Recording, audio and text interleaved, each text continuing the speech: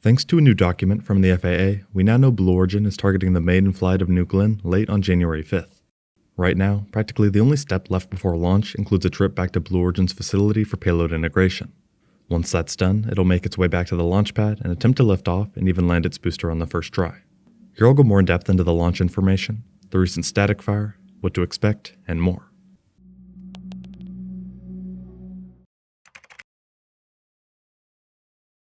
Recently, the Federal Aviation Administration, or FAA, released the current operations plan advisory going over some of the upcoming launches. In the section titled Plan Launch/Reentry, they highlight a few SpaceX missions in early January and then Blue Origin. Specifically, it reads Blue Origin NG-1 Blue Ring Pathfinder, Cape Canaveral, SFS, Florida.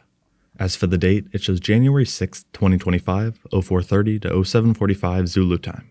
When that time frame is converted to EST, the launch window should actually be open late at night on January 5th.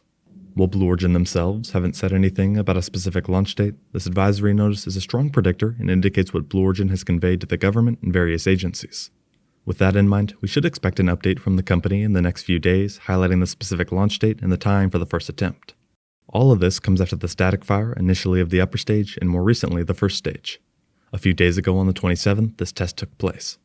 The 7-engine hot fire lasted 24 seconds and marked the first time Blue Origin operated the entire flight vehicle as an integrated system.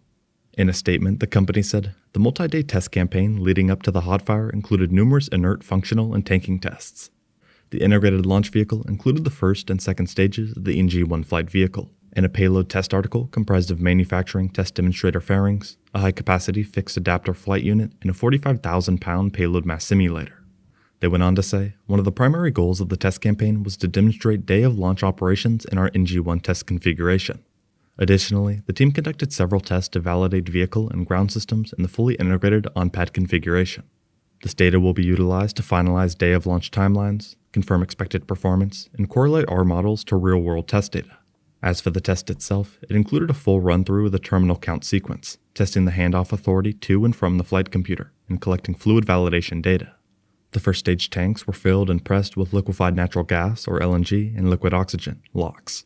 In the second stage, GS2, with liquid hydrogen and liquid oxygen, both the representative NG-1 set points. The formal NG-1 wet dress rehearsal demonstrated the final launch proceedings leading into the hot fire engine run. They confirmed that all 7 engines performed nominally, firing for 24 seconds, including at 100% thrust for 13 seconds. The test also demonstrated New Glenn's autogenous pressurization system, which self-generates gases to pressurize GS-1's propellant tanks. They finished by saying, this test campaign captured a number of firsts for the New Glenn launch system, including the first 7-engine operations. The first integrated GS-1 and GS-2 tanking demonstration, the first LOX/LNG fill for GS-1, as well as the first chilled helium operations for GS-2. As far as what to expect in the next few days, after the static fire, Blue Origin CEO Dave Limp commented, well, all we have left to do is mate our encapsulated payload, and then launch. Congrats to the many Blue folks on today's test. Big day for our 7 BE-4 engines, simultaneously firing for the first time for 24 seconds. Soon after the static fire, the FAA also confirmed that Blue Origin had received a launch license. On the 27th, they tweeted saying, the FAA issued a Part 450 commercial space license authorizing the first launch of Blue Origin's New Glenn vehicle. The FAA determined Blue Origin met all safety, environmental, and other licensing requirements well ahead of the statutory deadline. While the company was hoping to get New Glenn off the ground in 2024, a launch just days into 2025 would still be a major step for the program and company. When looking at the flight profile as a whole, the maiden flight is very ambitious. Besides your typical mission milestones like liftoff and stage separation, we're also expecting payload deployment in addition to landing the booster on a ship out at sea. New Glenn as a whole stands more than 320 feet or 98 meters high and features a 7-meter payload fairing. Its reusable first stage aims for a minimum of 25 missions and will land on Jacqueline, a sea-based platform located several hundred miles downrange. Blue Origin highlights that reusability is integral to radically reducing cost per launch. In the past few months, we've heard and seen a lot more regarding this landing platform and general operation. Earlier this month, Dave Limp was quoted saying, our sea-based landing platform for New Glenn is one of the largest remotely operated vessels in the world.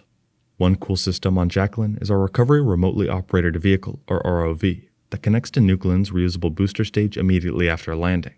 This connection provides power, communication, and pneumatic links between the booster and the platform. The ROV has a footprint similar to an F-150 truck, but is considerably taller, standing around 14 feet or 4.3 meters tall when the manipulator arm is raised. During landing, it's operated from a support vessel 5 to 10 nautical miles away from Jacqueline. What's great about this setup is that it greatly speeds up mission turnaround times and keeps the crew safer, he said. Blue Origin is confident and even named the booster, so you're telling me there's a chance, in reference to the first landing attempt. Realistically, a lot of things need to go perfectly in order for the booster to touch down softly and survive the landing. In the event that it doesn't land successfully, the hope would be for it to impact the water and avoid any damage to the landing ship infrastructure. Looking back at SpaceX's initial Falcon 9 booster drone ship landing attempts, there were quite a few explosive impacts before they were able to nail the landing. That being said, there are a lot of differences between the two, meaning we'll just have to wait and see what happens. At the start of the launch, we'll also get to see the launch pad in action. In regard to this, Dave Limp commented, "The launch pad is the harshest environment for a vehicle, experiencing intense shaking from the full engine thrust across the entire spectrum. To mitigate this, our water tower, one of the tallest in the world at 353 feet or 108 meters, plays a crucial role, storing water that is piped into the flame deflector, the launch table, and across the launch pad deck, providing thermal protection and dampening as much acoustic energy as possible during liftoff. Our water deluge system expels around 400,000 gallons a minute during launch, with a good portion quickly turning into steam," he said. The vehicle is powered by 7 of Blue Origin's BE-4 engines, one of the most powerful liquefied natural gas or LNG-fueled, oxygen-rich stage combustion engine ever flown. They point out that LNG is cleaner burning and higher performing than kerosene-based fuels, and the 7 BE-4s generate over 3.8 million pound-force of thrust. The vehicle's second stage is powered by 2 BE-3Us, liquid oxygen/liquid hydrogen engines designed to together yield over 320,000 pound-force of vacuum thrust. For the payload, NG-1 will carry the company's Blue Ring Pathfinder and mark the rocket's first National Security Space Launch certification flight. The Pathfinder was developed by Blue Origin's In-Space Systems business unit. It will test Blue Ring's core flight, ground systems, and operational capabilities. The demonstrator includes a communications array, power systems, and a flight computer affixed to a secondary payload adapter ring. The Pathfinder will validate Blue Ring's communication capabilities from orbit to ground. The mission will also test its in-space telemetry, tracking and command hardware, and ground-based radiometric tracking that will be used on the future Blue Ring production space vehicle.